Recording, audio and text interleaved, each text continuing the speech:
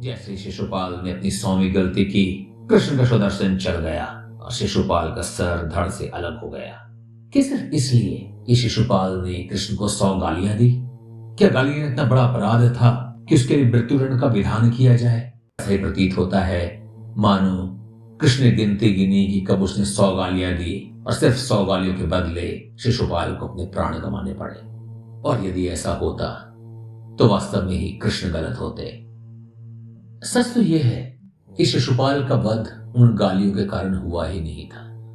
वास्तविकता में 2 अत्यंत महत्वपूर्ण कारण थे शिशुपाल के वध के लिए, और अफसोस कि अत्यधिक महत्वपूर्ण दोनों ही कारण कंटेम्पोररी नैरेटिव से बिल्कुल ही गायब है।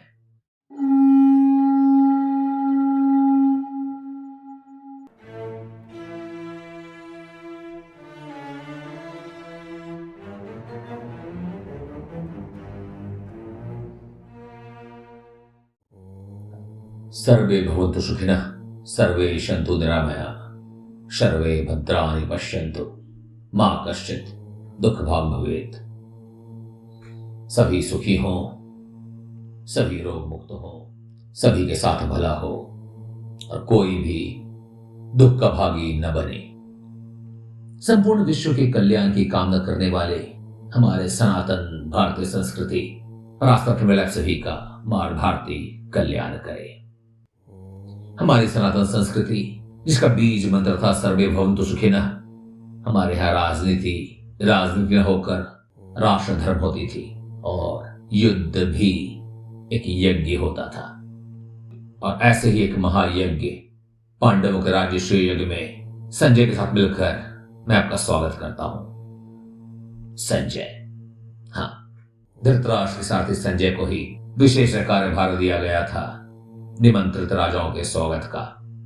ठीक उसी तरीके से जैसे कि दुशासन को खाद्य सामग्री और मनोरंजन के सामग्री की व्यवस्था का कार्यभार मिला था, दुर्योधन निमंत्रित राजाओं द्वारा लाए गए उपहारों का संकलन कर रहे थे, कृपाचार्य स्वर्ण का भार संभाल रहे थे, विदुर राजकोष का, और पितामह भीष्म और द्रोण परंपराओं का निर्वहन कर रहे थे। क्या करें क्या ना करें, पांडवों का राजर्षि यज्ञ तय ही था। पांडवों के पितामह वेदव्यास स्वयं यज्ञ के प्रधान पुरोहित होने का कार्यभार संभाल रहे थे और कृष्ण भी वृष्णियों के साथ द्वारका से इंद्रप्रस्थ पधार चुके थे। हस्तिनापुर को निमंत्रण देने के लिए स्वयं नकुल हस्तिनापुर को गए थे और नकुल के निमंत्रण पर संपूर्ण हस्तिनापुर, राजा धृतराष्ट्र, विदुर, पितामह भीष्म और यहां तक कि सारे कौरव भ्राता भी यज्ञ में सम्मिलित होने के लिए पधारे थे। एक अनोखा अवसर था जहां धृतराष्ट्र के पुत्र और राजा पांडु के पुत्र एक साथ कौरव थे, और एक पल के लिए तो मानो ऐसा लगा कि किसी परी कथा का अंत जैसा है। And they lived happily there after. अफसोस, ये परी कथा नहीं है, कर्तव्य और धर्म की महागाथा है। और जब तक एक भी कलुषित हृदय लोभ, घृणा और हवस से भरा होगा, इस कथा का परिकथा जैसा अंत नहीं हो सकता। तो अभी के लिए तो बस इसी बात से खुश हो लेते हैं कि थोड़े समय के लिए कोई धृतराष्ट्र पुत्र नहीं होगा, कोई पांडु पुत्र नहीं होगा, कौरव होंगे। और ये एक भूत और भविष्य जैसी घटना है। तो संजय के साथ ही हम लोग भी चलते हैं निमंत्रित राजाओं का सम्मान करने के लिए। जम्बूद्वीप के प्रत्येक छोटे बड़े राजा पधारते हैं, मित्र भी और शत्रु भी। शल्य, मगधपति सहदेव, एकलव्य, कुंती भोज, बहलीक, वृष्णि, अंधक, रुक्मी और चेदी के महाराज शिशुपाल भी। हाँ, आपने गौर किया होगा कि मैंने चेदी के महाराज शिशुपाल का नाम पर विशेष जोड़ दिया, और आप में से कई लोग इसका कारण जानते ही हैं। यदि यह शिशुपाल यहां ना होते या वो ना करते जो उन्होंने किया, तो कदाचित महाभारत की कहानी किसी और दिशा में ही बढ़ी होती। और आप में से कई लोग ऐसा सोच सकते हैं, क्या शिशुपाल का अपराध सच ही इतना जघन्य था? क्या श्री कृष्ण थोड़ा संयम नहीं रख सकते थे इस यज्ञ के निर्विघ्न संपन्न होने के लिए? पर निर्विघ्न और विघ्न के बीच एक बड़ा अंतर होता है, और कभी कभी ये अंतर और बड़ा हो जाता है यदि आप संदर्भ को ठीक ठीक से न समझें या संदर्भ के कुछ महत्वपूर्ण भाग को अनदेखा कर दें। तो ऐसी गलती से बचने के लिए आइए कुछ कदम पीछे लेते हैं और घटनाक्रम को सिलसिलेवार रूप में समझते हैं। आगे चलकर युधिष्ठिर स्वयं अपने सभी अतिथियों का सम्मान करते हैं, स्वागत करते हैं, उन्हें बहुमूल्य उपहार भी देते हैं। उनके भोग विलास और आराम की तैयारियां की जाती हैं। दुर्योधन और दुशासन को भी परिवार के अन्य सदस्यों के प्रति दायित्व सौंपे गए, जिसका उन्होंने भी पूर्णता पालन किया। अन्य राजाओं ने भी इस आयोजन में भाग लिया और मानो कि सभी राजसूय के भागीदार और आयोजक ही हो गए। पांडवों के परपितामह बहलीक ने स्वयं रथ तैयार किया तो सुदक्षिणा ने रथ में घोड़े जोते, शिशुपाल ने रथ पर ध्वजा लगाया, किसी ने घोड़े तैयार किए तो मगधराज ने स्वयं युधिष्ठिर को मुकुट पहनाया, राजशल्य ने युधिष्ठिर को खड्ग दिया तो सात्यकी ने उनकी छतरी उठाई और अर्जुन और भीम ने स्वयं पंखा किया। अनेक राजाओं ने यज्ञ में इस प्रकार अपनी भागीदारी को दर्ज किया, पर यहां मैं विशेषतः दो राजाओं का नाम लेना चाहूंगा। पहले हैं शिशुपाल। आपको ध्यान दिला दूं कि पिछले अध्याय दिग्विजय में हमने चर्चा की थी कि कैसे शिशुपाल ने भीमसेन से युद्ध नहीं किया वरन स्वेच्छा से, मित्रता से समर्पण किया, तो वो मित्र की श्रेणी में आएंगे। और राजर्षि यज्ञ में भी उन्होंने स्वयं अपनी स्वेच्छा से प्रसन्नता पूर्वक युधिष्ठिर के रथ पर परचम को लहराया। पर इस यज्ञ में भागीदारी केवल मित्र राज्यों की नहीं थी, पराजित शत्रुओं की भी थी।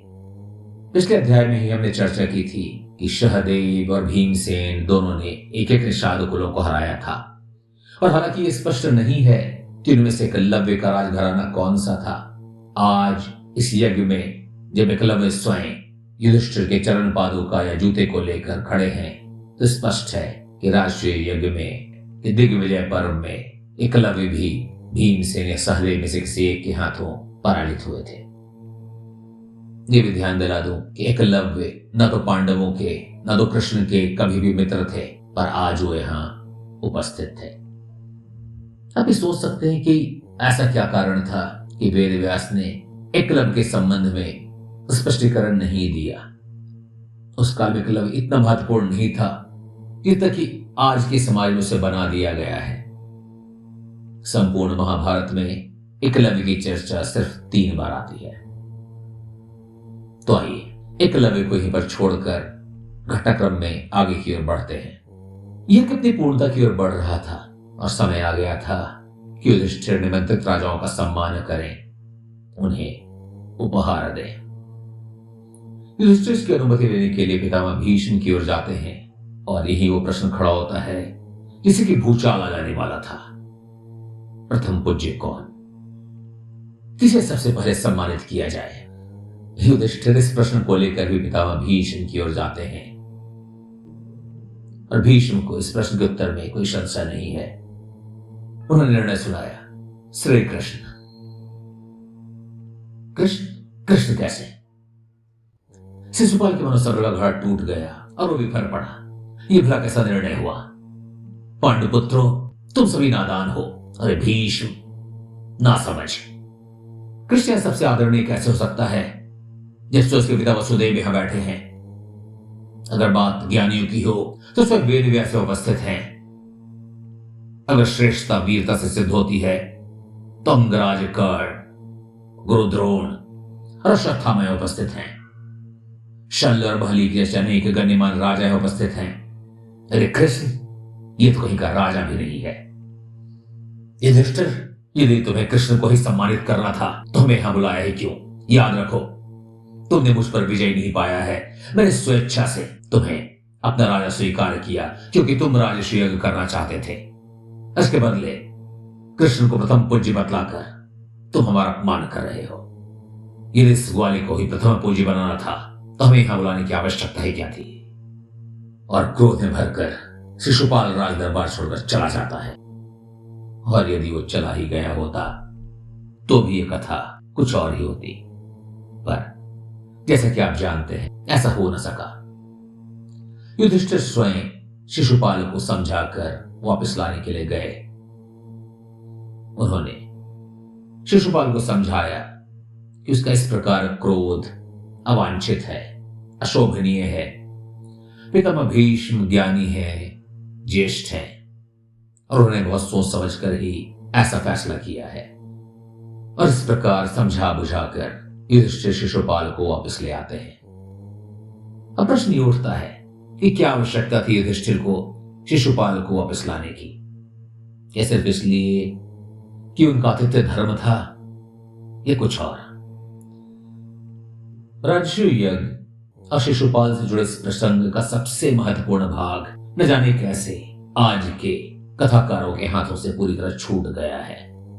टीवी शोज और कहानीकारों ने न मालूम क्यों इतने महत्वपूर्ण प्रसंग को बिल्कुल ही अनदेखा कर इस घटना के औचित्य को नष्ट कर दिया है। इस घटना के परिप्रेक्ष्य को बिल्कुल ही विकृत भाव में प्रस्तुत किया है। It is a completely distorted narrative. और ये इतना महत्वपूर्ण भाग है कि इसको समझे बिना आप जिस भी निष्कर्ष पे पहुंचेंगे वो गलत ही होगा। आपको इस घटना को समझने के लिए इस समय की सामयिक राजनीति को समझना बहुत ही आवश्यक है। और जैसा कि मैंने कहा और शिशुपाल ने भी याद दिलाया कि वो अजय था, भीमसेन उसे पराजित नहीं किया था, उसने स्वेच्छा से अपना राज्य युधिष्ठिर को समर्पित किया था। दूसरा, जरासंध के वध के बाद जरासंध के ज्यादातर सहयोगी राजा अभी शिशुपाल को अपना नायक समझ रहे थे।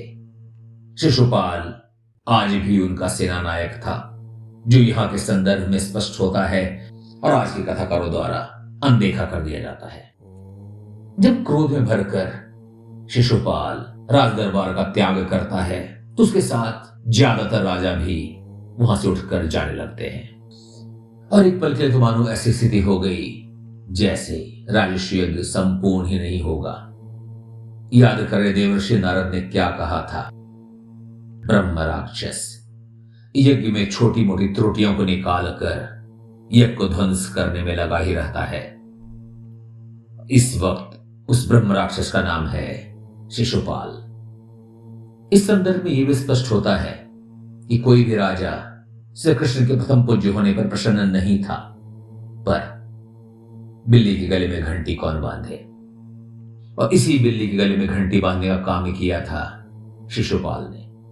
अब यदि आप इस पृष्ठभूमि, इस कंटेक्स्ट को समझ गए हो तो इसको ध्यान में रखते हुए आगे घटनाक्रम पर नजर डालें और तभी आप समझ पाएंगे राजस्व यज्ञ के इस प्रसंग को इसके वास्तविक स्वरूप में।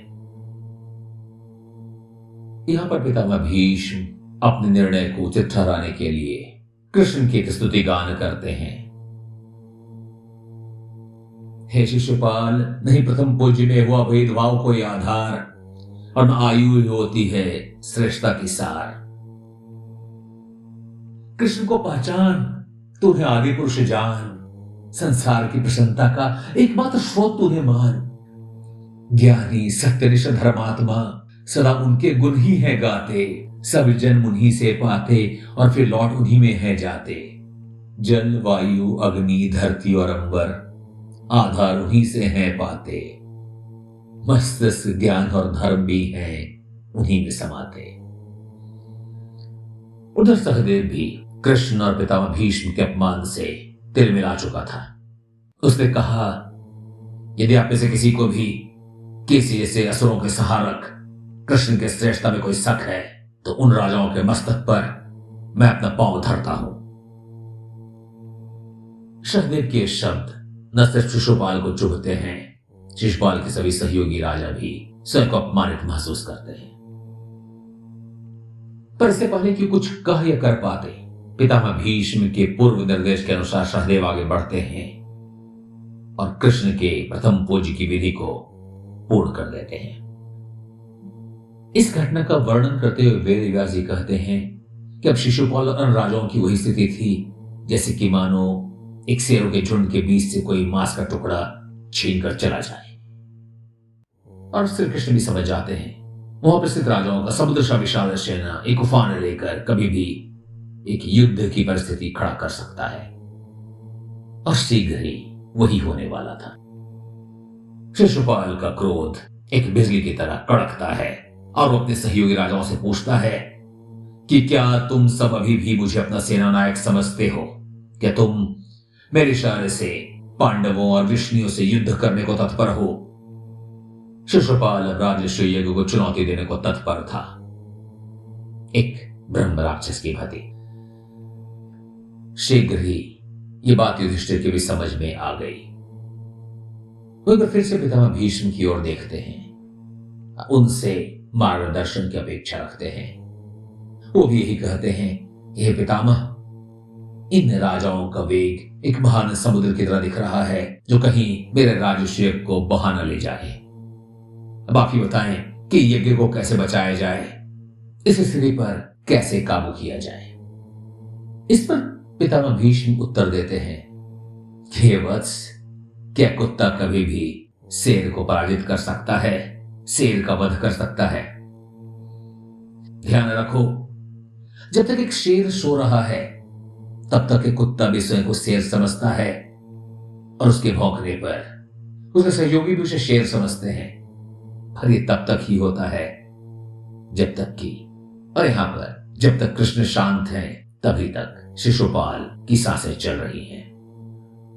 अब ये भक्ति थी, ये युक्ति, कृष्ण का आवाहन था, यह शिशुपाल का मानवर्धन, या उसे क्रोध दिलाने का उपक्रम, ये निश्चय पूर्वक नहीं कहा जा सकता।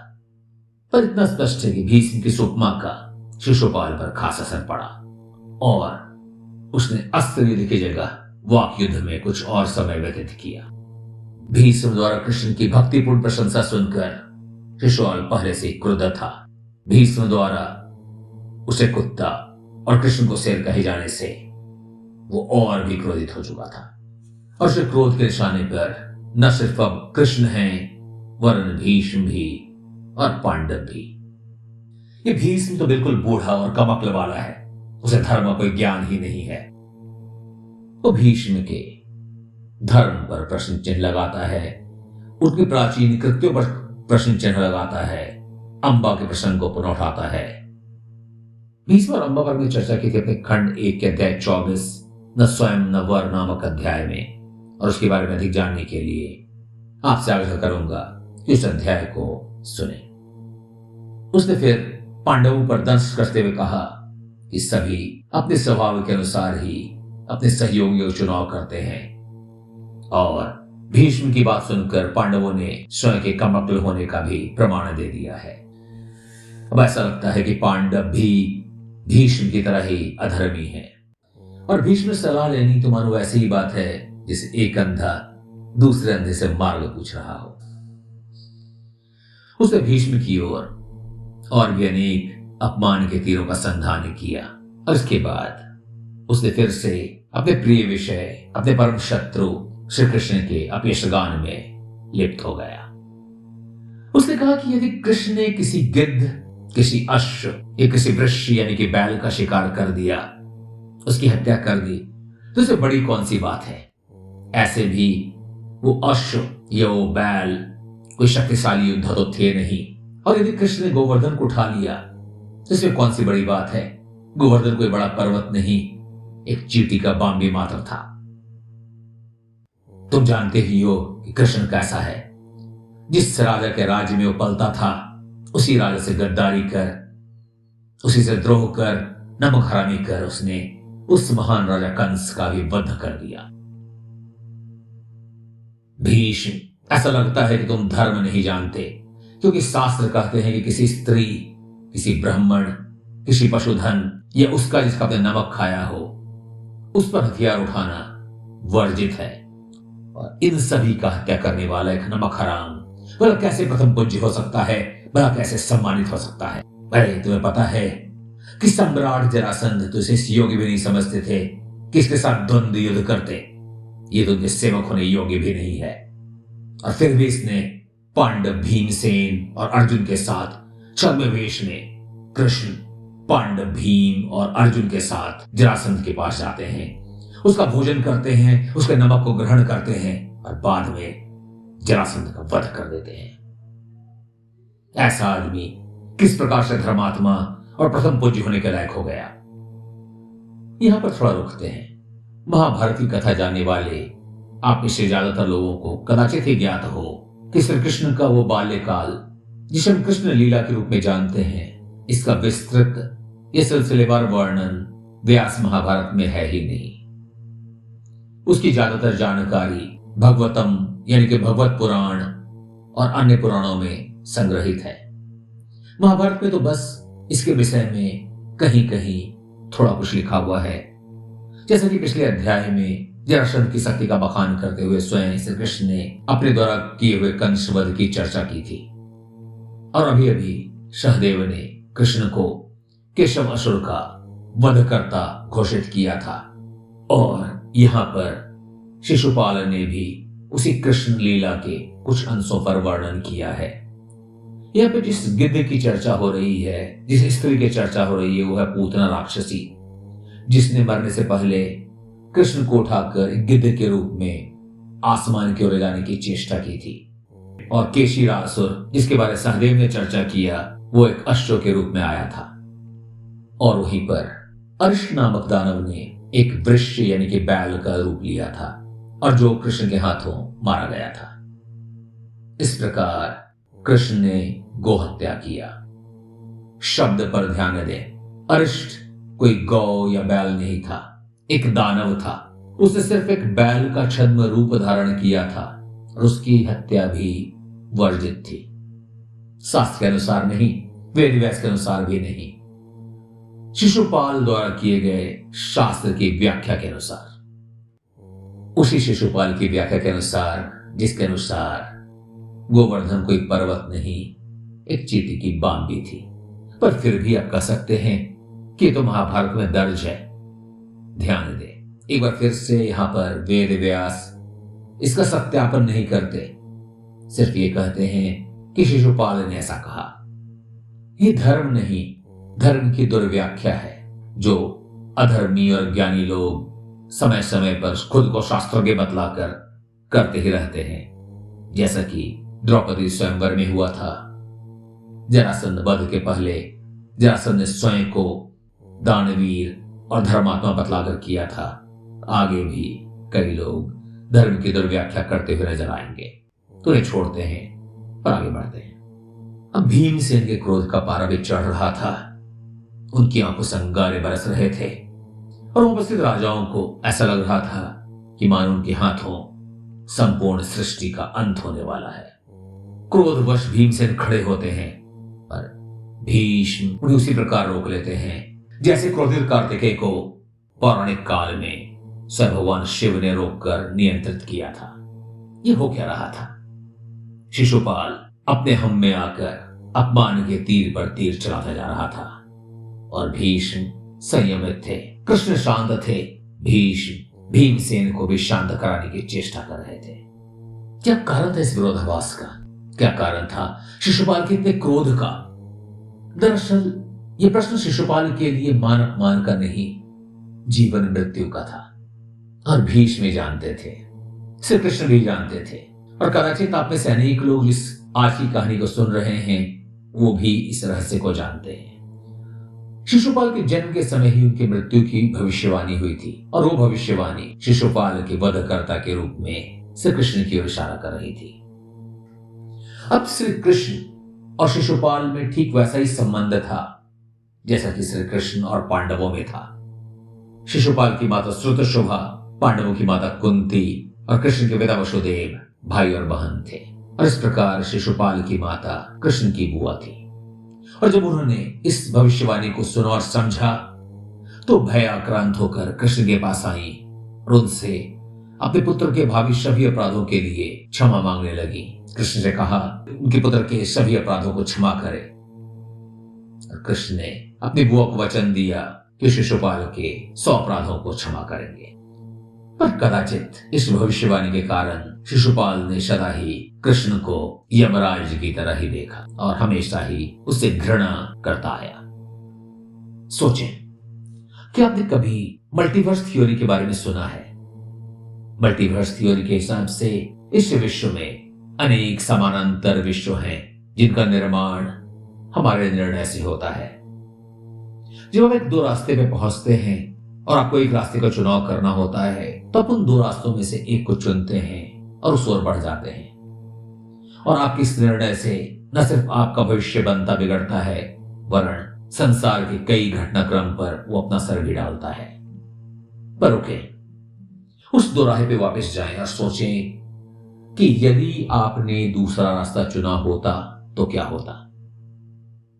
अब मल्टीवर्स थ्योरी कहती है कि आपका कोई स्वरूप ने दूसरा रास्ते को भी चुना और उस चुनाव से एक दूसरे ही संसार का निर्माण हो गया। और ऐसे ही हमारे हर निर्णय से असंख्य संसार बनते हैं। अब इस मल्टीवर्स थ्योरी से महाभारत को समझने का प्रयास करते हैं। शिशुपाल एक दोराहे पे खड़े थे, वहां जहां शिशुपाल को कृष्ण में यम नजर आ रहे थे। यह नजर आ रहा था कि व्यक्ति मेरे 100 अपराधों को पूरा होने के बाद मेरा वध कर देगा। इस दोराहे पे शिशुपाल ने कृष्ण से घृणा का मार्ग चुना, पर एक दूसरा मार्ग भी था, कृष्ण से मैत्री का मार्ग। वो कृष्ण के साथ वैसा ही संबंध बना सकते थे जैसे कृष्ण और अर्जुन का है। सोचे यदि ऐसा होता तो कैसा होता। शिशुपाल कदाचित कभी भी कृष्ण के विरुद्ध 100 अपराध नहीं कर सकते थे, कृष्ण उसके मित्र जो होते। और यदि तब महाभारत का युद्ध हुआ होता तो शिशुपाल सात्विकी की तरह पांडव सेना के एक सेना नायक के रूप में उपस्थित होते। और मल्टीवर्स थ्योरी के अनुसार एक न एक वैकल्पिक संसार में ऐसा अवश्य हुआ होगा और उस संसार के व्यक्ति महाभारत की कोई और ही कथा को जानते होंगे, पर हम उस संसार तक नहीं पहुंच सकते। और हमारे संसार में शिशुपाल ने कृष्ण से मैत्री का मार्ग नहीं चुना। हमारे संसार में तो भीष्म और कृष्ण भी उसी नियति का सम्मान करने के इंतजार में, उसी नियति का मान रखने के इंतजार में खड़े हैं कि कब शिशुपाल अपनी 100वीं गलती करे।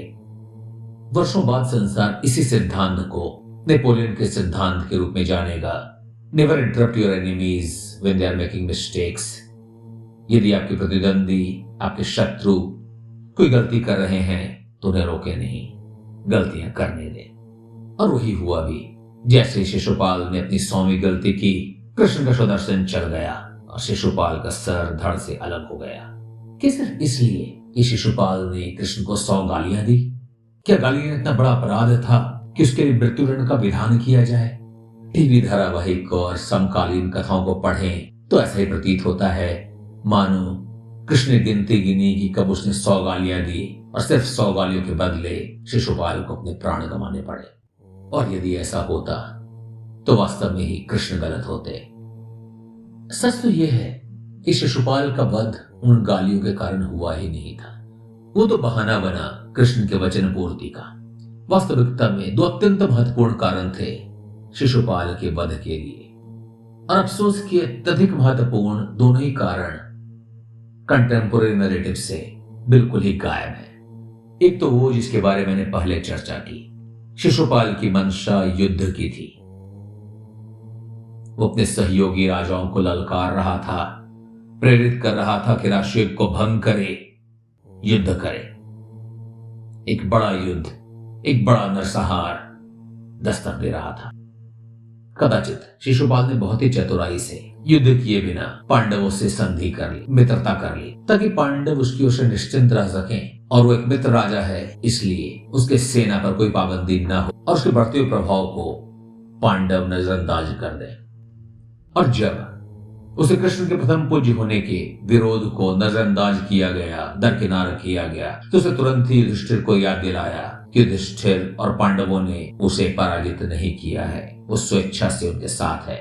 उसी स्वेच्छा से वो यज्ञ को भ्रष्ट करने के लिए भी तत्पर था। शिशुपाल वध कर श्री कृष्ण ने उसी भीषण नरसंहार को रोका था।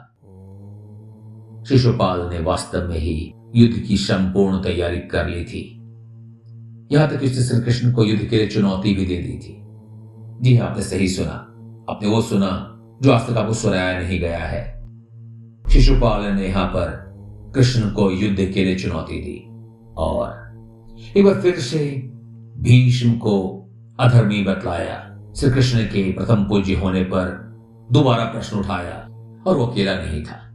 उपस्थित अनेक राजा भी भीष्म के निर्णय से क्रोधित थे। वो भीष्म का वध करना चाहते थे, वो पांडवों का भी वध करना चाहते थे। क्या स्थिति आपको किसी अन्य परिस्थिति की याद दिलाती है जब अतिथि राजा लोग मिलकर अपने आतिथ्य वाले राजा की हत्या करना चाहते हो? जी हां, याद करें पांचाली का स्वयंवर। तो जब शिशुपाल ने कृष्ण को युद्ध के लिए ललकार ही लिया तो युद्ध होना ही था। इसी अवसर पर कृष्ण शिशुपाल के वध से पहले उसके वध का वास्तविक कारण बतलाते हैं। पहला वास्तविक कारण जो आज का नहीं वर्षों पुराना है। जैसे मैंने आपको पहले भी बतलाया कि शुरुआत से ही शिशुपाल कृष्ण से घृणा करता रहा था और उसकी घृणा कृष्ण तक ही सीमित नहीं थी। कृष्ण कहते हैं एक यदुवंशी माता की संतान होकर भी ये सदा ही यदुवंश से नफरत करता आया है, सदा ही उनसे घृणा करता है, उनके विरुद्ध युद्ध करता रहा है। याद रखें, शिशुपाल जरासंध का सेना नायक भी था जिसने अनेकों बार द्वारका पर हमला किया था। यह कृष्ण विशेष आक्रमण का संदर्भ देते हैं जब प्रज्योतिष नगर की ओर गए थे और उनके द्वारका में न होने की खबर पाकर शिशुपाल ने नगर पर आक्रमण किया था और निर्दोषों का वध किया था। इसी शिशुपाल ने भोज कुल के अनेक परिजनों का वध किया था जब अरावत पर्वत पर विचरण कर रहे थे। शिशुपाल ने हवस में आकर अक्रूर की पत्नी का विहरण किया, अपने मामा की होने वाली पत्नी का। उसने रुक्मिणी की इच्छा के बिना भी उसे विवाह का प्रस्ताव किया था। यानी कि शिशुपाल का अपराध 100 गाली देना नहीं, 100वीं गाली देना था। उसने इससे पहले भी अनेक ऐसे अपराध किए थे जिनमें से हर एक अपने आप में उसे मृत्युदंड का उत्तरदायी बना देता था। पर अपने बुआ के दिए वचन के कारण कृष्ण मौन थे अब तक, जब तक कि उनका वचन पूर्ण न हो जाए। अभी भी युद्ध का आह्वान हुआ था। आह्वान स्वयं शिशुपाल ने दिया था। हालांकि इससे पहले कि वो अस्त्र उठा पाता, कृष्ण द्वारा उसका वध हुआ, यज्ञ पूर्ण हुआ, यज्ञ का विघ्न हरण हुआ और शिशुपाल की मृत्यु के साथ ही वो युद्ध जो अवश्यम भावी दिख रहा था थोड़े समय के लिए ही टल गया। शिशुपाल की मृत्यु ने उसके सहयोगी राजाओं का मनोबल तोड़ दिया, पर मनोबल टूटने से मन की घृणा कम नहीं होती, कदाचित और बढ़ जाती है। और इसलिए पांडवों के विरुद्ध ये युद्ध सिर्फ भविष्य के लिए टला है, अभी समाप्त नहीं हुआ है। युद्ध की समाप्ति के बाद सभी राजा और श्री कृष्ण भी अपने अपने राज्य को वापस लौट जाते हैं। राजाओं ने विदा लिया, श्री कृष्ण ने विदा लिया, पर दुर्योधन और शकुनी अभी कुछ समय तक इंद्रप्रस्थ की माया सभा में रुकेंगे। अभी तो लोभ और ईर्ष्या का बवंडर उठना बाकी है। इसके साथ ही राजर्षि पर्व का घटनाक्रम जो जरासंध के वध से शुरू हुआ, शिशुपाल के वध और राष्ट्रीय के साथ समाप्त होता है। अगले अध्याय से हम उस संदर्भ की ओर बढ़ेंगे जो इतना शक्तिशाली है, इतना प्रभावशाली है, मानो हर मल्टीवर्स को, हर समानांतर संसार को कुरुक्षेत्र में खड़ा करने का सामर्थ्य रखता है। तो तैयार हो जाएं कुरुक्षेत्र के प्रथम व्यू पर दस्तक देने के लिए। तो हमारे साथ जुड़े और जुड़ने के लिए सब्सक्राइब करें हमारे चैनल को, औरों को भी जोड़ें। आपके लाइक, आपके शेयर से हमें आगे बढ़ने में और लोगों से जुड़ने में काफी मदद मिलेगी। ध्यान धरें, भारत की सनातन संस्कृति का विस्तार आपके सहयोग, आपके सहभाग से ही संभव है। श्रुति स्मृति परंपरा के विस्तार से ही संभव है। तो सुनते रहें, सुनाते रहें। हर रविवार सुबह 11 बजे आप, मैं और महाभारत। मां भारती आपका कल्याण करे।